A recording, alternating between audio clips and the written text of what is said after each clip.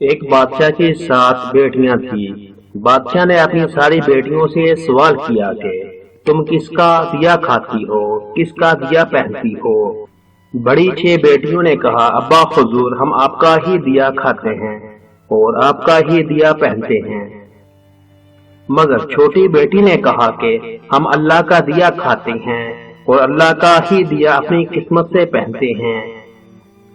چھوٹی بیٹی کے جواب کو سن کر بادشاہ آگ بگولا ہو گیا۔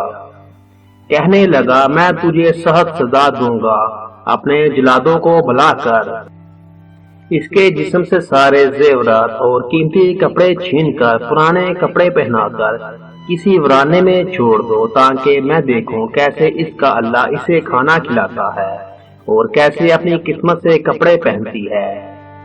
بادشاہ کے سپاہی چھوٹی لڑکی کو لے کر ایک سنسان جنگل میں پہنچے اور چھوڑ کر واپس چلے آئے، مگر لڑکی تبسم لہجے سے جنگل کے اطراف نظر دھڑا رہی تھی۔ اسے درخت کے علاوہ جنگل میں کچھ نظر نہیں آ رہا تھا، مگر اسے ذرا برابر بھی غم اور خوف نہ تھا۔ شام ہونے والی تھی، سوچا کہ لکڑیاں جمع کر لوں، رات میں جلانے کے کام آئیں گی، جس کی روشنی سے کوئی موزوں جانور بھی قریب نہ آ سکے گا۔ لڑکی جنگل میں لکڑیاں کٹھی کرنے لگی کہ اچانک اس کی نظر جنگل کے بیچ ایک جھونپڑی پر پڑی جس میں ایک بکری بندھی تھی۔ اسے تعجب ہوا، جھونپڑی کے قریب گئی تو دیکھا کہ ایک بوڑھا چارپائی پہ لیٹا ہے۔ بوڑھے نے لڑکی سے پوچھا کہ تم کون ہو اور تم یہاں کیسے آئی ہو؟ لڑکی نے اپنا پورا ماجرا بیان کیا۔ بوڑھا کہنے لگا بیٹی تم میری اس جھونپڑی میں رہو، کھانے پینے کی ساری چیزیں موجود ہیں، بناؤ کھاؤ، مگر میں صبح شہر کام کرنے چلا جاؤں گا، 1 ہفتے بعد واپس لوٹوں گا۔ لڑکی جلدی جلدی جھونپڑی کی صفائی کرنے لگی۔ صبح بوڑھا شہر چلا گیا، اب لڑکی اکیلی رہنے لگی۔ شام میں اس نے بکری کا دودھ نکالا، آدھا پی ڈالا، آدھا برتن میں ڈال کر جھونپڑی کے دروازے پر رکھ دیا، کوئی بھوکا جانور پی لے گا۔ رات میں کوئی سانپ آیا، دودھ پی کر موتی اگل گیا۔ صبح لڑکی سو کر اٹھی، دیکھا دودھ کوئی پی گیا ہے اور برتن میں ایک قیمتی موتی پڑا ہے۔ اس نے سانپ کے چلنے کا نشان دیکھا۔